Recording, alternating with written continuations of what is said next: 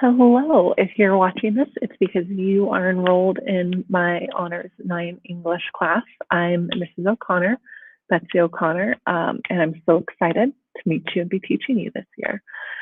So just a little bit about me is that I graduated from the University of Northern Colorado up in Greeley. I have a degree in English and secondary education with a minor in history. The past 4 years, I've actually lived here in Golden, but I've taught up in Evergreen at a public charter 7th and 8th grade. And now we're here to teach high school, which I'm very excited about. The other interesting thing about me is that I have a cat named Poe, as you can see here in this lovely photo of him. So let's talk a little bit more about the nitty gritty details. So for Honors 9, the main goal of this class is that after taking it, that you will be able to take other honors English classes as well as AP classes. That's kind of what we're preparing you for. But more than that, and basically what that means is that by the end of this course, you're going to be able to think critically, write critically, and read critically while switching the forms of writing that you do. I'm really excited. Honors 9 is a class that I love to teach, and we're going to have a great time this year. So our units will look something like this right now. Of course, this is subject to change, just like everything we're doing. But Unit 1 will be examining character. Unit 2 is elements of narrative writing. Unit 3 is points of view and the analysis of rhetoric. And then our final unit, Unit 4, is elements of argumentative writing. So as you can see, we're going to look both at characters and books while also looking at the more, while also working on our writing, basically. So for the fall semester, we're going to be reading Oedipus, Antigone, Pilgrim at Tinker Creek, Flowers for Algernon, and Of Mice and Men. Of course, all of this is subject to change because it kind of depends on where we're at. And, you know, if we want to spend more time with Antigone, we can. We have that freedom to do that. So with that, this could change, but by December, you should expect to have read all of these books, or at least parts of them. For materials, I'm requesting that instead of having a notebook, you have either a 2 or 3 inch binder with college rules lined paper in it and section dividers. This will become more important when and if we get back to in-person learning because it will make your life easier and my life easier. You also need to secure copies of the books that we plan to read. You can either buy them, you can get them from the library. A lot of them are in the public domain, so you can read a PDF of them. And please let me know if you can't secure a copy of the book or you're unable to get one. We have a few hidden around the school and a few that I just have. And then of course you need your usual things, your pencils, your highlighters, your Chromebook.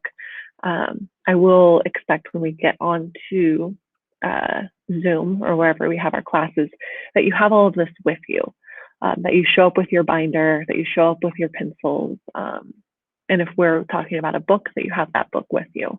So it's just the same as if you were to come into an in-person class. It's just we're meeting online right now. So to that end, here's some expectations for remote learning. You need to be logged into the meeting before class begins. So if class begins at 9:30, you should be there by 9:25 so that you're ready to work when the time comes.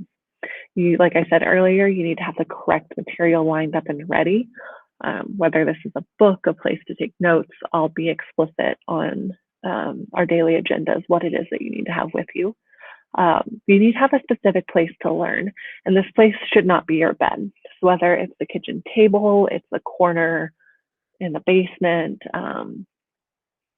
it's at a desk, hopefully, you need to have a place where you've specified this is where I'm going to learn today, and keep it there. Also, please don't show up in your pajamas. I will be in professional clothes, and I expect you to be in not your pajamas. During instruction, the expectation is that you're muted and listening and that you stay the whole time. Or if you need to leave early, you know, shooting me a message on Zoom or an email and letting me know. We're trying to recreate the classroom experience as much as possible this first few weeks that we're here. So that will mean a lot of group work, a lot of time to get into breakout rooms and talk to one another, community building, while also, you know, me getting an idea of where you're at and where we need to go. So when and if we switch to hybrid learning, um, here are some expectations. You need to be where you need to be when you need to be there. So when class starts, you're here on time. You need to communicate a lot. Since I don't see you in person every day and I can't check in with you in person, it's important that you're sending me emails. If you have questions, if something's gone wrong, if you just want to say hi, you need to be communicating with me. When we're in the classroom, the expectation is that you wear masks the entire time, that you don't take them off. Um, come to class prepared every day, obviously.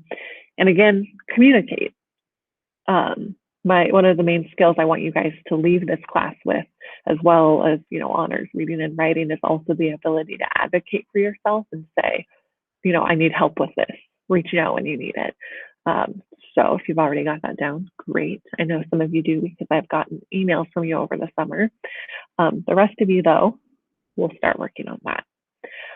If you want to contact me for any reason, the best and most consistent way to get in contact is through email, and that's econnor@jeffcoschools.us. That's the email that I'll be checking every day, and that's the main place that you can get in contact with me.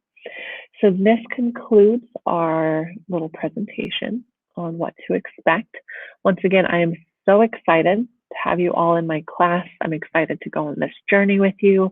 I know it's going to be weird because we're doing school in a totally different way, but that's why we're on this adventure together, is so that we can learn and figure it out as we go. So with that, I'll let you go. Please shoot me an email if you have any questions or concerns about anything that was in this presentation. And we will see you all soon.